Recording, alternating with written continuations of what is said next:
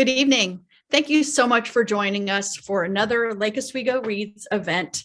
I'm so happy to be welcoming Dawn Merritt, who is the museum curator for the Kam Wah Chung Interpretive Center and Museum in John Day. We are thrilled that he is here and bringing John Day to us here in Lake Oswego. I wanted to also let you know that you can submit questions throughout the presentation using the Q&A feature on the Zoom toolbar, and we will have Dawn answer those questions at the end. So without further ado, I'd like to introduce Dawn Merritt. Thanks, Dawn. Thank you, Nancy. Yes, as she said, I'm Don Merritt. I'm the museum curator here for Oregon State Parks at the Kam Wah Chung State Heritage Site. And tonight we'll be doing a little presentation, basically a virtual tour of inside the actual Kam Wah Chung building. So I'd love to know at the end how many people had actually been here in person to see it, because this virtual reality experience is something kind of new over the last year or so, and we actually are going live with it for state parks here as of this morning. And so this is going to be a brand new experience for Oregon State Parks here as well. So without further waiting, let's go ahead and see if my share screen will come on, and then we will go ahead and pop up our virtual tour.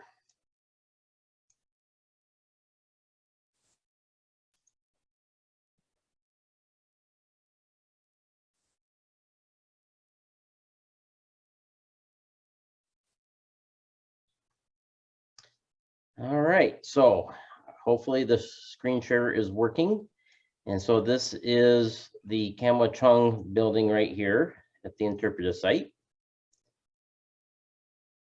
And before we get started with it, one thing I want to point out is this blue building that you see over here that I have centered in the screen is going to be the new home, our brand new visitor center that we are currently in the planning stages as of this moment. We got a $50 million GO bond or a general obligation bond from the state legislature last year. And we are one of only 7 parks to receive a portion of that money for a brand new interpretive center. And if everything goes right, we should be breaking ground next spring. And then a year from then, we should have a brand new visitor center for you to come out and experience. So before we head into the building here, kind of go over a brief history timeline about how Kam Wah Chung got here in the first place. So in about 1862, that's when Kam Wah Chung, or that's when Chinese coming from Oregon to Oregon from California and Nevada actually first arrived to the Canyon City area, just a couple miles south of John Day. On their way up to Montana and Idaho, they camped on Canyon Creek, found gold, and formed a town. Well, right behind them was the Chinese laborers and miners. Basically did the same thing. Camped on the creek, found gold, formed a Chinatown. In 1865, that's when this building here was built. Everyone assumed it was built by the Chinese. However, with newer information that we received a few years ago, it was confirmed as built by the Dawes Military Road Company as part of Congress's legislation to improve trade and supply routes to the West Coast. So this was actually built as a stage stop, post office, supply depot. In 1871, some Chinese laborers actually leased it, called it Kam Wah Chung and Company. And this is the original sign still up here on the wall. And they operated as a general store and an apothecary probably from 1871 up until 1888.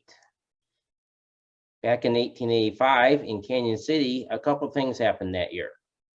First off, the Chinatown that was in Canyon City was mysteriously burnt down, and all the Chinese that were there wanted to rebuild. However, the city basically told them no, they cannot rebuild there, and they were forced to come over to outside the John Day area at the present location of the Kam Wah Chung building now.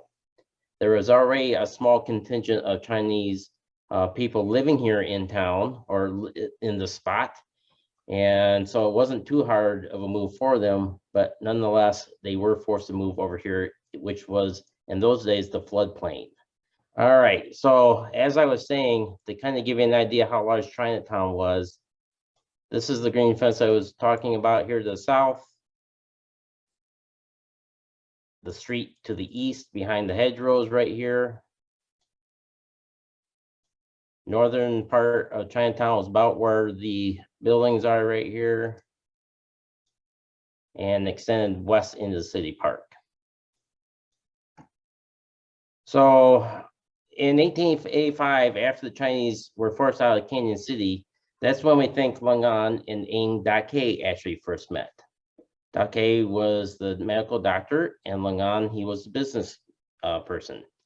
And they decided to get together and partner up. And in 1888, that's when they actually bought the Kam Wah Chung building.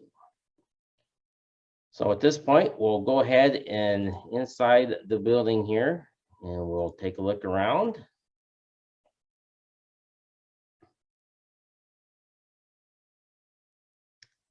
And we are now inside the Kam Wah Chung building.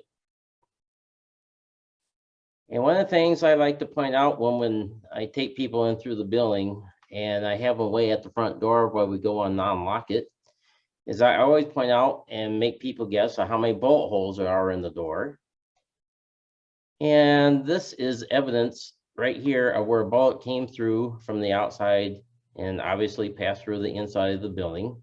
Kind of shows that there was still racial tensions here during that time that the Chinese was here. And when you go through the front door, you actually see that the outside is covered in metal. Basically, it's kerosene cans that they flattened, put on the doorways to help protect them. And it wasn't from bullets, but they were concerned about people throwing flammable objects to burn the buildings down. So that is one of the things that we point out with the building when we first enter. And this is pretty much how it looked like in 1968 when they first entered the building. So after they purchased in 1888, most of the Chinese had left by 1910. In 1885, there was about 2,000 Chinese immigrants living here in the John Day area, and a lot of them living here in the Chinatown. And by 1910, most of them had moved on.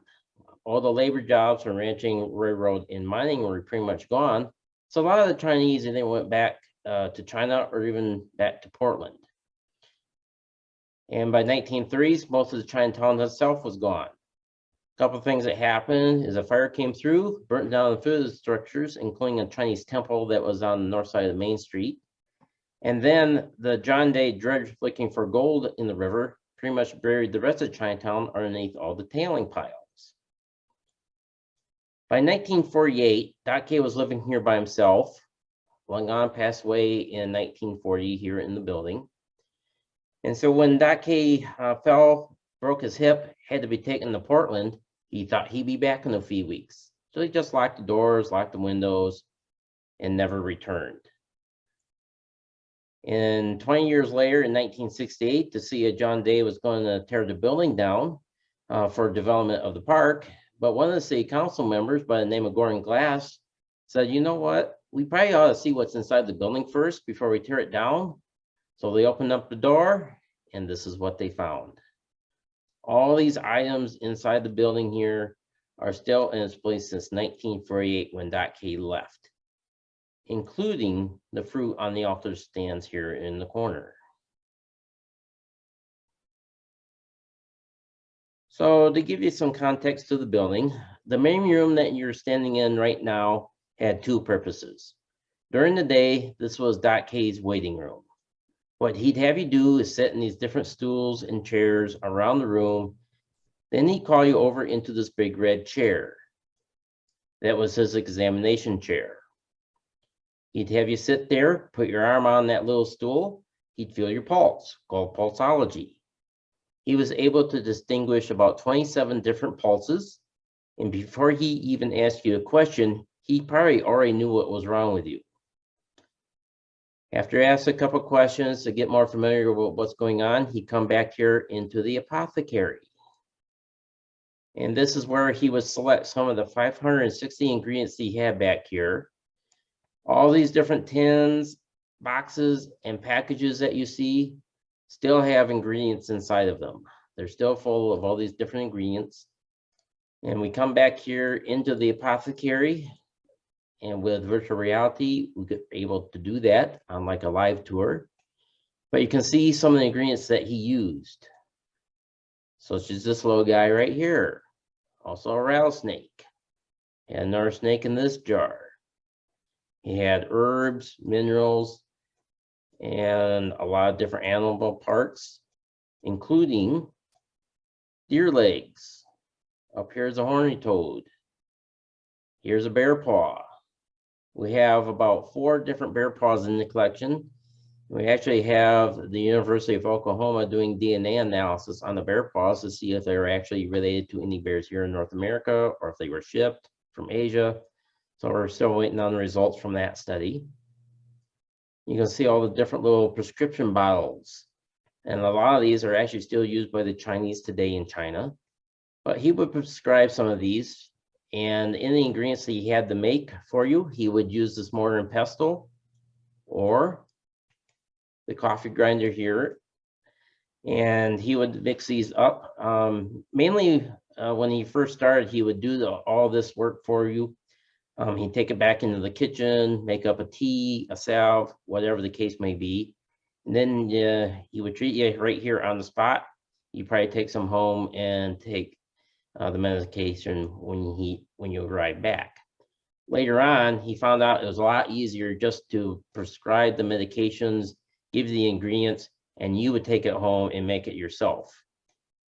And of all the hundreds of patients he had, everyone agreed it tasted bad, smelled even worse. So anyone who has Chinese medicine before, traditional Chinese medicine, would agree that it did not taste very good. But it was effective. And so what he would be is what we would consider an internal medicine doctor. He would treat blood poisonings, which was his specialty, and a lot of other varieties of ailments as well. About the only thing he did not do is operations or set bones or anything like that. So and like I said, of 560 ingredients in here, we got about half of them identified so far. We're working with the Oregon College of Oriental Medicine outside Portland. And of the 3,000 medical formulas that we have in our archives, they have identified and translated about 10%. So a very small portion of all the records. We still have all the patient records, his medical formulas, his, books of encyclopedias of Chinese medical doctoring. And so we have in total about 20,000 documents in our archives that came out of the Kam Wah Chung building when they first opened it. And of all the items that you see here in the building, this is only about half. Because when they first opened up, you can imagine this place being filled with all these different crates and boxes from floor to ceiling. And to make room for tours, we removed all of those and put them into our collections room, and including some of the hazardous stuff or things that weren't safe to be out here in the open. And so we have a lot more materials than what is actually here in the building. So during the day, this was Doc Hay's waiting area. When he got done at night, he would come in here into his bedroom. This is where he lived for the next 60 years of his life, in this little room right here. As you can see, it's sparsely decorated, not a lot going on. A couple things to make note is that we can come in here, and most people do not see this on a normal tour, but you can actually see some of the renovations that we did in 2007. On the right-hand side, the nice clean white wallpaper, that is all a reproduction from a Sears Roebuck catalog. The wallpaper on the left is the original wallpaper. If you notice down here underneath his bed, there is a trunk. When they first opened up the building in the 1960s and early 70s, when they did the first round of renovations, they opened up the trunk and they found $23,000 worth of uncashed checks, mainly dating from the 1920s into the early 1930s. Now, a lot of people kind of question if Doc Hay even knew how to cash checks, or a few other theories out there along that lines. But in generally, yes, he did know how to cash a check. In fact, one of his best friends actually asked him one day, how come he never cashed the checks? His reply was, I don't need the money. They do. So in kindness, he just never cashed them. And so if anyone did the math, you'd find out that the $23,000 back in those days is about $350,000 in today's money. Over here on this stand, a couple things to point out is one of the things is this little cleaver right here. Because of the 1882 Chinese Exclusion Act, the Chinese were not allowed to carry firearms. Instead, in this case, they chose cleavers, something that they used every day for about everything. So one of the questions I ask folks on my tours is, do you think that Doc Hay actually ever used it for defense?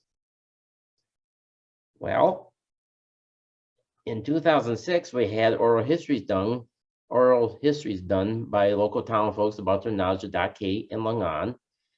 And we have two separate accounts that confirm the same story.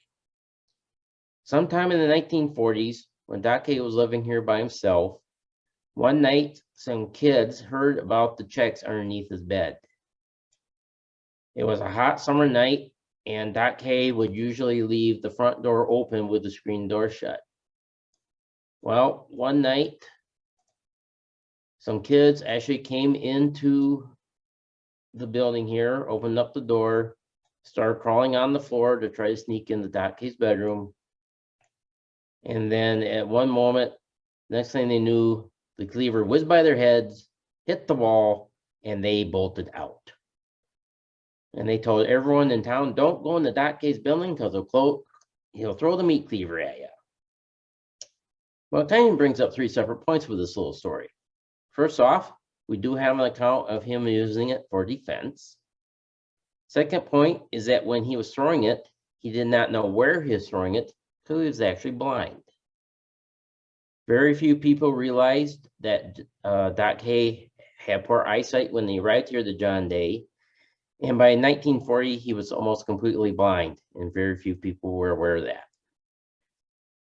Third point is that when you have the kids of town going around telling stories about the meat cleaver being thrown at them, and then the adults in town that respected Lung On and Doc Hay, goes a long ways why this building was never vandalized in the 20-year period that it sat vacant. Now, we do know at some point, some kids did break into the building to take some of the fireworks they knew were in here, but they didn't get very far. They broke in through a window in the back of the building, took a couple steps, and they thought they heard a voice say, "Get out." So they immediately complied, they left, and never came back. And so in part, that's why everything is still intact as it is today.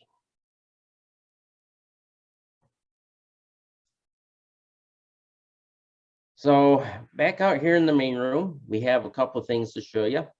One of them is these Hawaii peanut butter kisses, which kind of relates to the next room that we're going to go into, which is the stock room.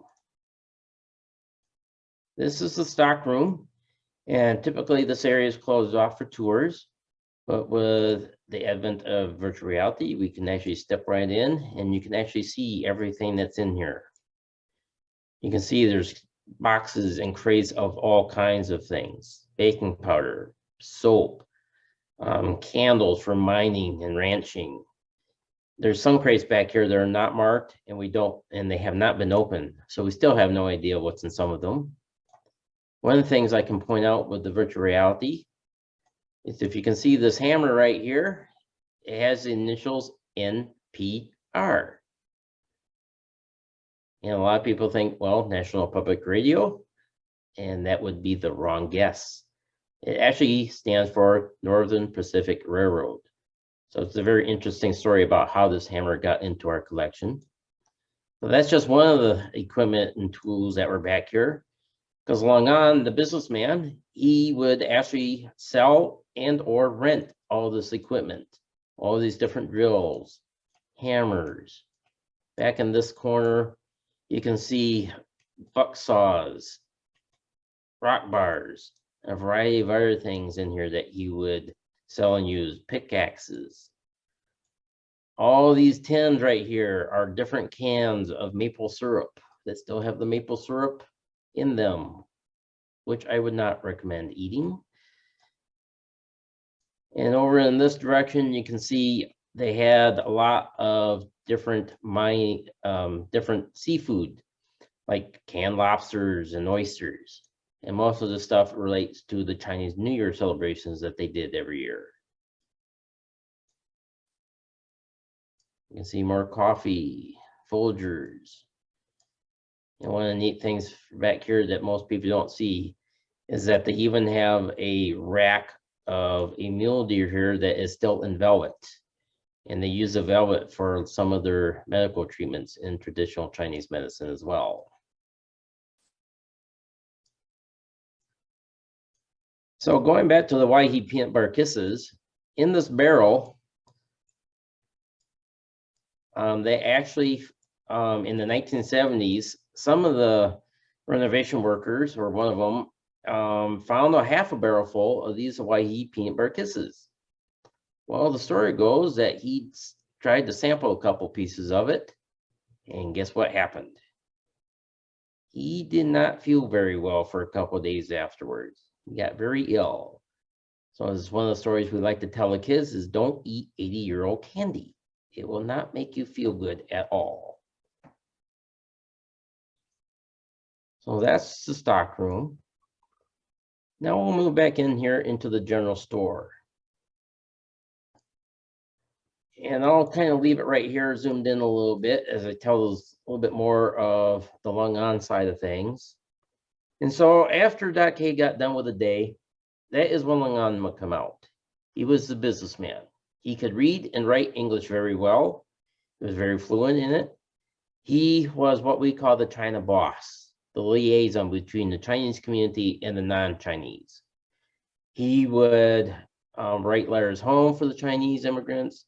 They would help find homes. They would help find work, help with legal matters, do a variety of activities for the Chinese immigrants when they first arrived here in the town. And of course, Long On, being the businessman, he wanted to make money on everything. And so he always charged them a fee for everything that they did.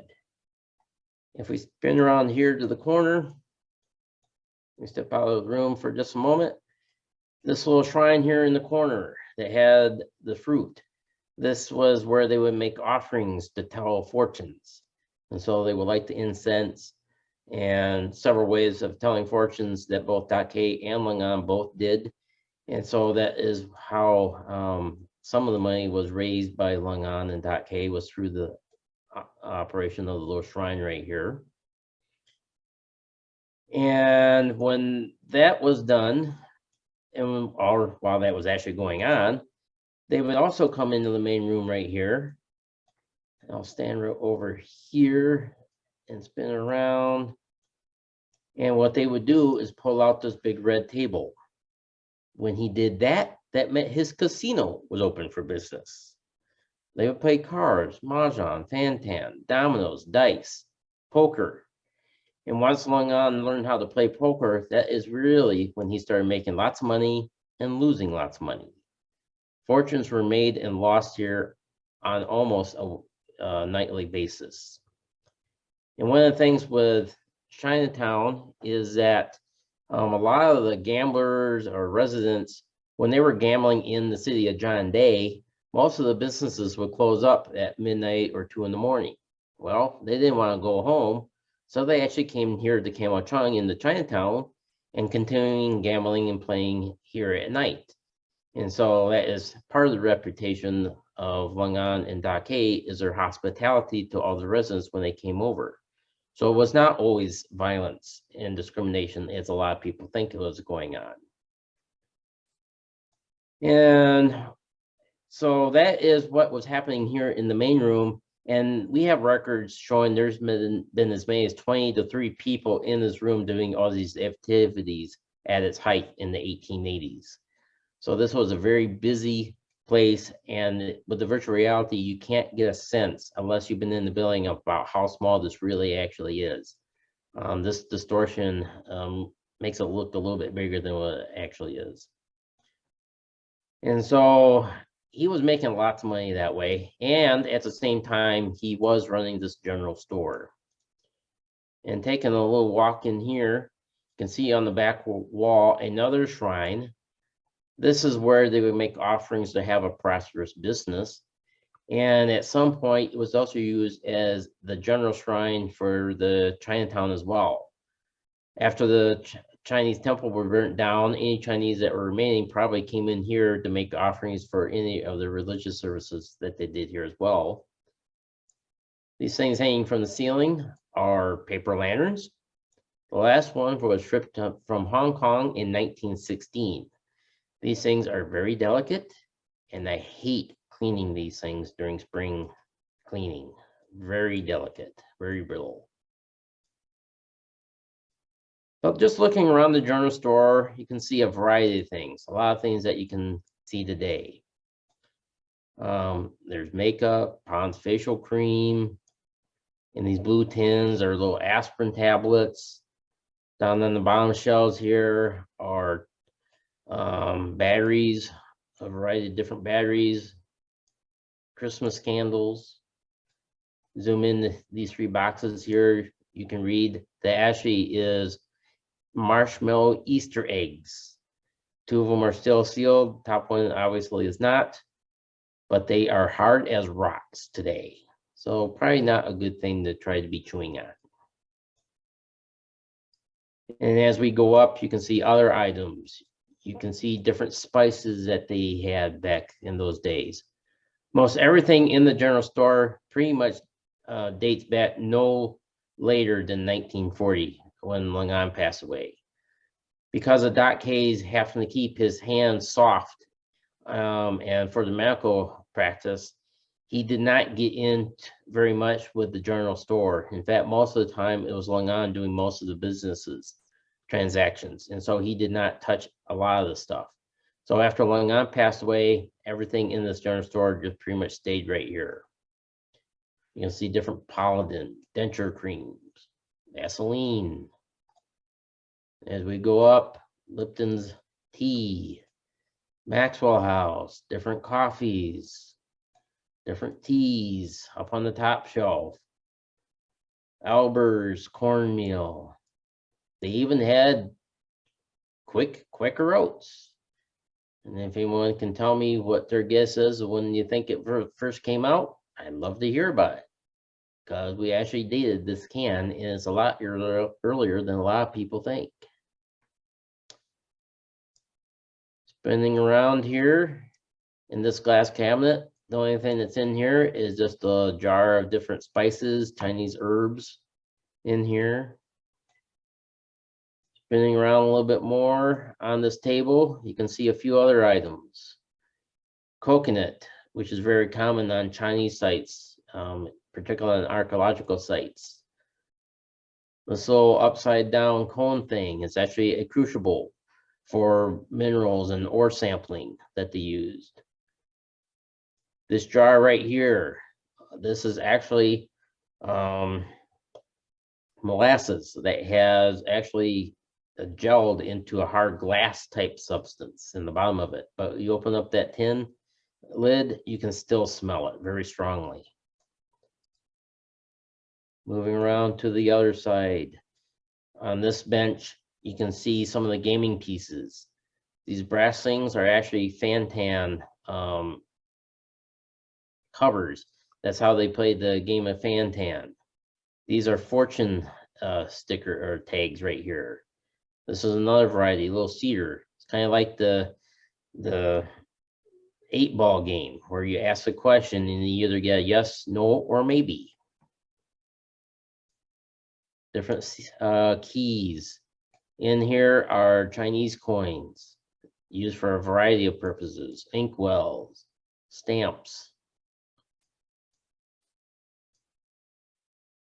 I don't know if you can see it very well, but zooming in here on this fly box is actually a date stamp of 1886 on the box. Tell you how old those are. And as we go around, you can see other things. You see more Prince Albert, more tobacco and alcoholic products on this side of the store. All these little tools right here are actually for calligraphy for their Chinese characters, their Chinese writing style, ink for their inkwells. And as we look up here, we can see more Prince Albert, more tobacco products. Around here, you see gaming pieces, dominoes, black and white beads here are for the game of Go, dominoes. We still have borax inside these brown jars that's still in there as well. As you can see, they sell a lot of alcoholic products, a lot of tobacco products. And we have boxes and boxes in our storage here as well. And as we turn around a little bit more, you can see some of the other items on here. The abacus for all their calculations. These here are opium pipe bowls. Opium was a very large part of Chinese culture, and it was not all negative. It was a lot positive to it here as well. But we have the opium pipe bowls, and Dake and Langan did sell and use it up until it was outlawed in 1906, 1909. And after that, they stopped using opium except for medical reasons. And so as you can see, there's a lot of things inside the building here that was just left. And that is part of our story, is showing off basically this time capsule. And it kind of relates to the story of both Dake and Langan. As we move on into the building, you'll hear a little bit more about their story and about how they actually are not your stereotypic Chinese. And as we look and study more into the Chinese culture, the Chinese Americans, is that a lot of them have the same kind of story. They're just not being told yet, but they are slowly being revealed. Another thing that they did in Kam Wah Chung is they also played music. So when they were having their social gatherings, they would play this, maybe on this erhu, a 2-string Chinese violin. We still have the bow and it's stringed, and you can barely see it, but there is a cobra skin on the back side of it here, on the bottom side. And they would play that kind of music. We don't know if Langan or Dake played it, but it was probably a community affair that anyone could if they wanted to. So now we'll move into the other area of the building, the kitchen and bunk area, which I like to call the bed and breakfast of Kam Wah Chung. When the Chinese community was here, that is when Dake and Langan would provide meals to all the Chinese immigrants in the very large wok that we have here on the stove. They would provide lodging here as well, that we'll get to in a moment. But as you can see, they also did a lot of Western goods. Carnation milk, for example. If you look over here, you can see they actually use Wheaties back before there was sports on the box. And this is still filled with the cereal. It's still intact. Up here, you can see peanut butter and jelly. Recommend not eating any of it. It's probably not very good, but it's still there. It's still liquid form. You can see that they had things that you find today, like your Del Montes, different fruits and vegetables. We'll come over here and we can show you that they also use Coca-Cola. You have this bottle is called Canyon Mountain Dew, which is kind of a precursor to the modern day Mountain Dew. But this was actually bottled here in Canyon City at the Canyon City Bottling Company, which a lot of locals didn't even know they had. You have Wesson oil, and everyone's favorite over here is pickled pig's feet. This is a kind of a typical pioneer period kitchen. A couple of things to make note of. If you look behind the stove, there is another shrine. This one is to Zhao Shen, the kitchen god, where they make offerings that have a prosperous year.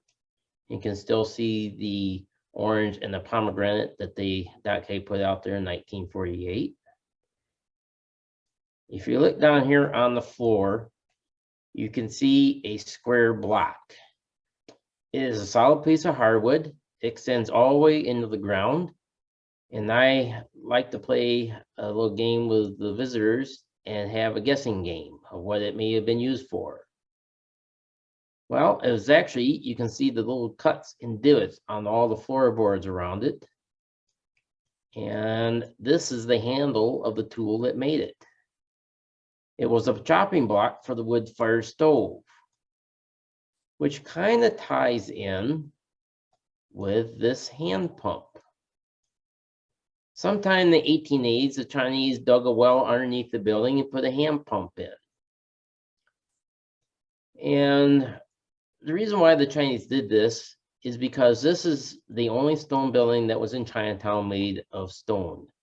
And so if there was violence or there was an altercation of some sort, people would come into the building, they'd shut the door, lock it, and they would be safe for several days at a time if need be, because they had indoor plumbing and indoor wood chopping. And it's probably one of the first buildings in John Day that have indoor plumbing, such as this here as well.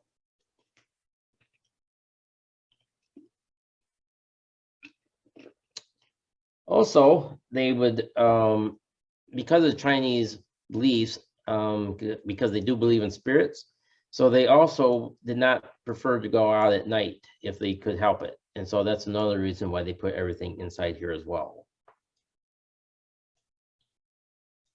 Over on this side of the room is the bunk area. When the Chinese community was here, this is where Lung An and Da K would provide lodging to all the immigrants when they first came into town. And Lung An would charge them a fee. He would charge them 5 cents a night per person, 4 people per bed. And yes, I did say 4 people per bed. So there could have been a total of 16 people living or sleeping in this area. Had the toe this way, but we also think they could have slept with their feet over the edges of the bed here as well, based on the marks here on the wall. And then after the Chinese left, that is when Da K started using these bunks for his patients. By the 1920s, most of his patients were non-Chinese, and a lot of them were coming as far away as Texas and South Dakota to be treated by him. We have letters coming as far away as Massachusetts. And so if they arrived here and they needed to be healed, he would offer them a place to rest for a few days. And Lung An actually took advantage of that.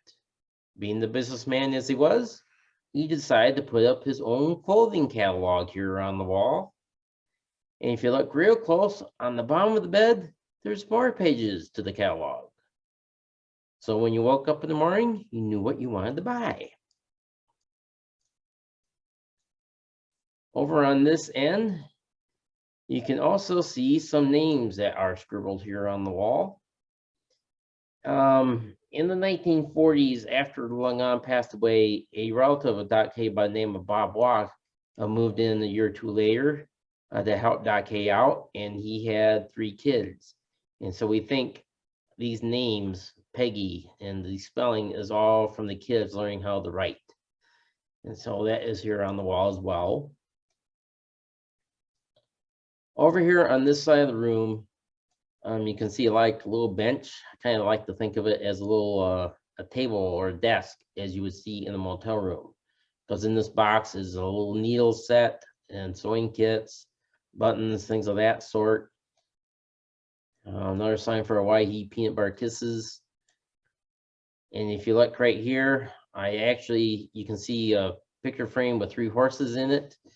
And I actually cleaned off a corner of the glass so you can see how much smoke there was in the building.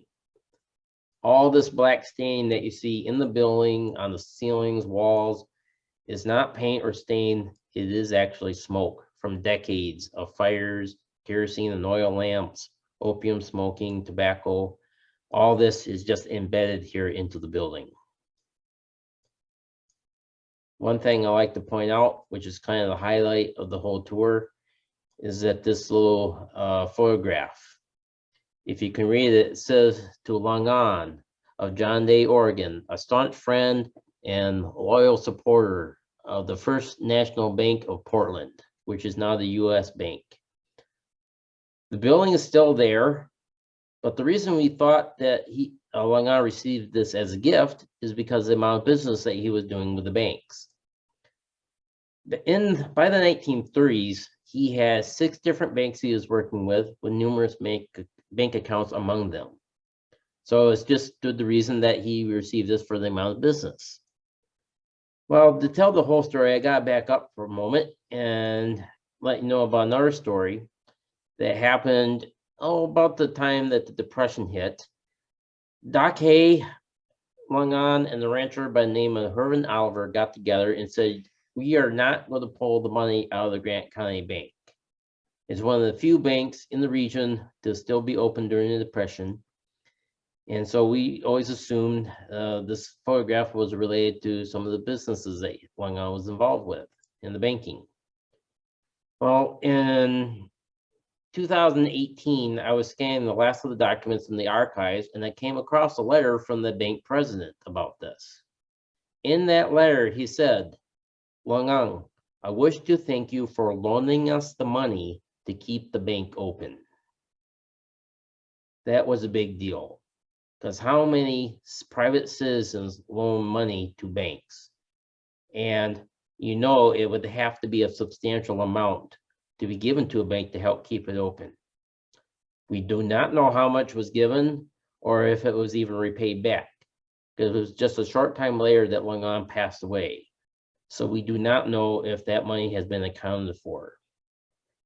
But what makes the story really relevant is that this was in spite of the Chinese Exclusion Act, because the act was not rescinded until 1943. And so for a Chinese immigrant to be loaning money to U.S. institutions is a pretty big story, because they weren't supposed to be doing that kind of thing. Well, Long On and Doc Hay did do so. And to me, that is a pretty important part of the whole story. It goes to show that even though they were Chinese, even though they were not citizens, in some ways they acted more like citizens than a lot of citizens do today. And they never did become citizens, even though there are birth certificates for both Doc Hay and Long On in San Francisco and Walla Walla. But if you hear about that, ignore it, because those are false documents. They are forgeries so that Long On and Doc Hay could stay here in the country if there was any issues that rose later on. So now we'll go into the last room of the building, and this is Long On's bedroom. This room was added on in 1914. When they first opened up in the 1960s, it was found with extreme water damage. Everything in here has been replaced. The only thing that's still original are the doors, windows, and the electrical knob and tube wiring. As you can see, we are still using today. And you can still see on the walls water damage that still permeates into the building on occasion. If you notice, there is something missing from his bedroom. Yes, a bed. And that is because when the Kam Wah family moved in around 1942, 1943, when they moved out into the house across the street that Doc Hay had built for them, they took all Langan's belongings and furnishings with them. That's why we have very little Langan stuff here in the room. Well, a couple of things with Langan is that by 1940, when he passed away, his estate was worth about $93,000, which is about 1.7 million in today's money. And that's because he invested a lot of it into land and mining claims throughout Oregon and Washington. He had, or he was co-owner or owner of other businesses. He had rental properties. He owned lumber property north of John Day. He owned racehorse pasture land outside of town. He owned a warehouse in Portland. He even owned the first car dealership in Eastern Oregon, which we come to find out later that he was the first Chinese American to own a car dealership. And so he had a lot of money in his possession through real estate and even in the stock market. He had a lot of money in the stocks here as well. And so by the time that Doc Hay was here in the 1940s, by 48, that Doc Hay and Langan were probably the two richest men in town, maybe even in the county. So they had a lot of wealth and money in spite of them being discriminated against in their earlier careers. But by the 1920s, they become very revered citizens of John Day. And so there was not a lot of violence geared towards these two gentlemen at all. Behind the red door is actually our fire and alarm systems. Historically, this used to be a kind of a shipping and receiving room. Now we use it for a mechanical room. And one of the things we have back there is our $2 million fire and alarm system, which is nitrogen gas tanks that pressurizes a 500-gallon tank of water. And throughout the building here, there's little hidden nozzles. And what it does is it produces a high pressure mist. So it actually smothers the fire without actually doing a lot of water damage, which is very beneficial for a very sensitive building such as this. A couple other things to point out is that if we go back outside to the building, you can see the second floor, and it was added on in the 1890s. That was during the time that the Prairie City Railroad was being constructed between Baker City up to Prairie City, and Langan, along with everyone else, thought there was going to be another big mining boom. So he wanted to add more bunk space. So he went around town, found the house, hoisted it up on top, and that's what became the second floor. He never did use it for lodging, but he did use it for storage. In fact, most of the archives in our collection came from the second floor up there. And the last thing I'll leave you with is that Doc Hay and Langan were both married, both had children, and their families stayed in China the entire time they were here in the US. So probably the last time they saw their families was during the early to mid part of the 1880s. We have letters from their families asking them how they were doing. We miss you. We want you to come home. Can you send us money? We're starving. So it did not sound very good for their families, which does not make a lot of sense, because if anyone knows Chinese history, the reason why the Chinese moved here to the States is because they were here to make money and either send it back or take it back with them. Well, for some reason, Doc Hay and Langan chose not to do so. And their families were almost begging them to either come back or send money back to them, which they send small amounts, but not very much.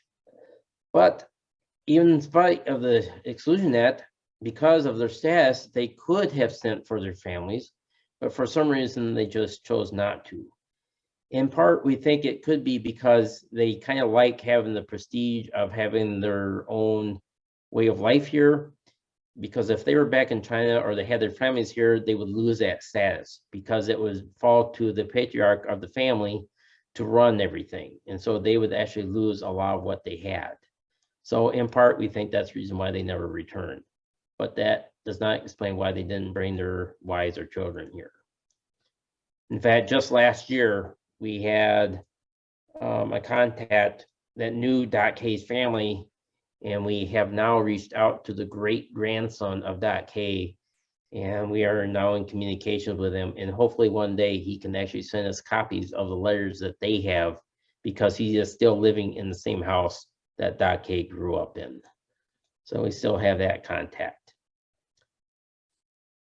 And when Doc Kay was taken to Portland in 1948, at that time, for his broken hip, he was in Portland, stayed in Portland for the next 4 years in a nursing home, and he passed away at the age of 89. When he passed away, he did leave in his will everything to his son. But because of Oregon state law, they were unable to give out the estate money, even though they probably couldn't really find them anyway. But later on, someone did try to say that they were his son, but because of Oregon state law, they could not receive estate money because of that. And long on, in 1940, he was 78 years old at the time when he passed away. And then his will left everything to Doc Kay. Well, Doc Kay continued that will, leaving everything to his family. But because of that state law, they were unable to, and through the court process, the estate was actually awarded to Bob Wah, the nephew of Doc Kay. In 1955, after living in this house over here for a few years, he decided to give the whole property of Kam Wah Chung to the Sia John Day, with the stipulation it be kept as a museum and testament of the Chinese immigrants to the U.S. But as we found out at the beginning of the tour, the city was going to tear the building down. That is because they actually forgot they owned the property. And then when they went through the paperwork making a museum, we discovered the documents and said, see, we fulfilled his request and made it a museum. So that is where we are today. And the last thing I'll leave you with is that both Doc Kay and Long An are the only two Chinese Americans from the Gold Rush era still buried here in the town cemetery on the north side at the Rest Lawn Cemetery up here on the hill, which we just almost got completed, a trail system that goes up to the cemetery so you can actually see the real headstones that are still there and their monuments. And with that, that concludes the tour for the day.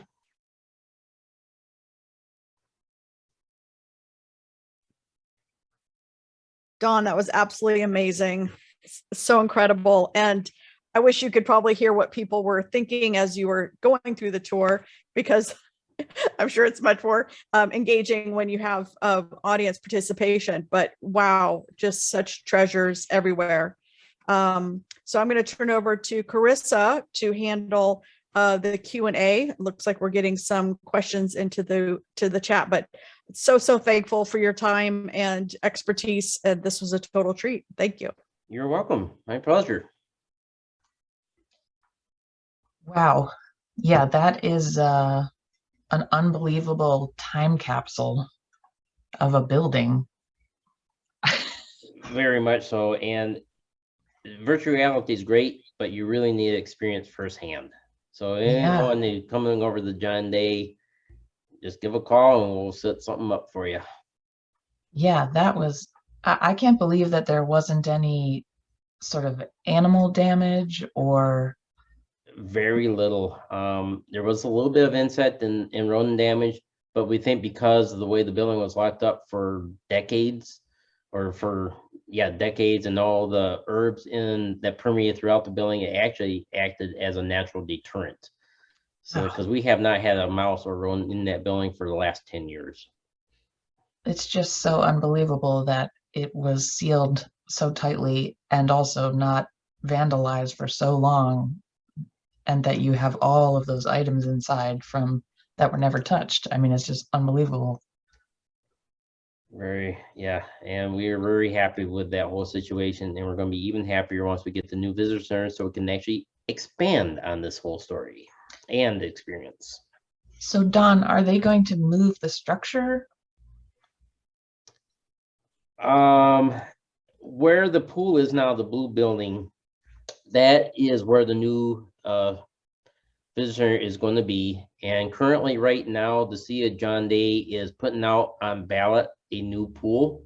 And so they're going to be building it kind of on the north side of the town if it gets passed.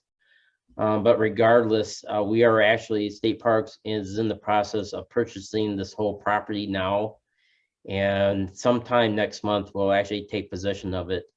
But this building is already scheduled to be demolished in about 3 weeks.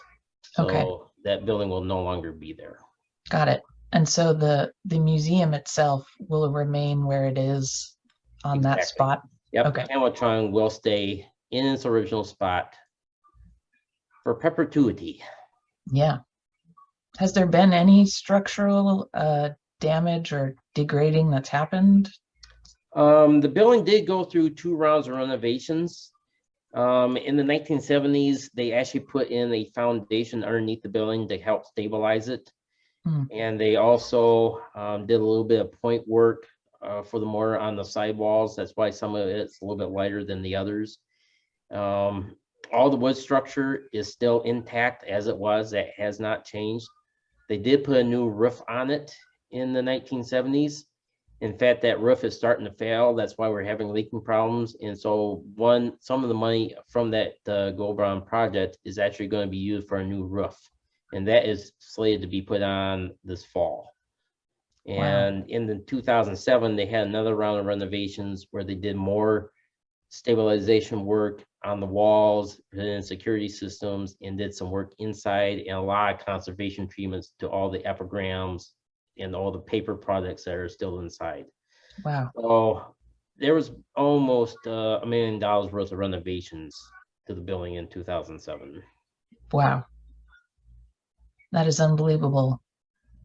And I wanted to point out to those in attendance, if you just do a Google search of Kam Wah Chung virtual tour, you will pull up this actual tour that Don is walking us through now. It's really unbelievable, and there are a lot of interpretive like pop-up placards that come up, and it's just awesome. It is such a cool way to see these sorts of gems that exist all over the place, and even if you can't go there in person. So I would definitely encourage folks to check that out. And that was just added this morning, so it's brand new. Yeah, like literally. Let me see. We had an attendee who said visited Kam Wah Chung years ago, was astonished by the history and artifacts and the story of the 2 gentlemen. Ever since have been telling people how extraordinary the museum is and recommending visit. So I'm glad you can do a virtual visit. Not as good as in person, but the story can get to more people that way. That's our intent, because we are starting to get so much notoriety internationally, is that we, in 2019, before COVID hit, we were probably at carrying capacity for visitors into the building. And so with the new interpretive center, we're going to have another experience laid out, because it's our intent that over the years, we're going to try to have less people actually enter the building so we can keep the building around longer, because it is showing lots of signs of wear to it from the amount of visitors that we get now. Do you know at all, Don, Long On and Dake, where they had left their families back in China, do you know if they had relationships here with other people who were not their family in China? Yes, in fact, both of them did have relationships. How far they went, we do not know for sure. But both Dake and especially Long On, we have found letters in our collections addressed from different women, and one of them is a very intimate letter. And so we don't know how far that went, but we do know they did have some kind of relationships with particularly the women of of John Day. But we don't know if anything beyond that. Okay. All right. There was another question about how did that food possibly survive ants and mice? I have to say that's probably the most shocking part, is that there was no, that it wasn't taken over by wildlife. Well, that's the thing. And what causes a lot of the yes, you have mice and rodent and insect damage in there a little bit, But like I said, we think it's just because the way the herbs permeate throughout the building is actually acting as a natural deterrent. So that's probably part of the reason why everything is still intact. And it was so dark in there because everything being shut up with the windows and doors, there was no light Yeah, in there. So that's true. Yeah. it was just not, it was a perfect environment for long-term storage. Yeah. They unintentionally built an archive. Yes. Yes, they did. Wow. Well, that is amazing. And that was an incredible tour with a lot of insight from your vast knowledge of this place, Don.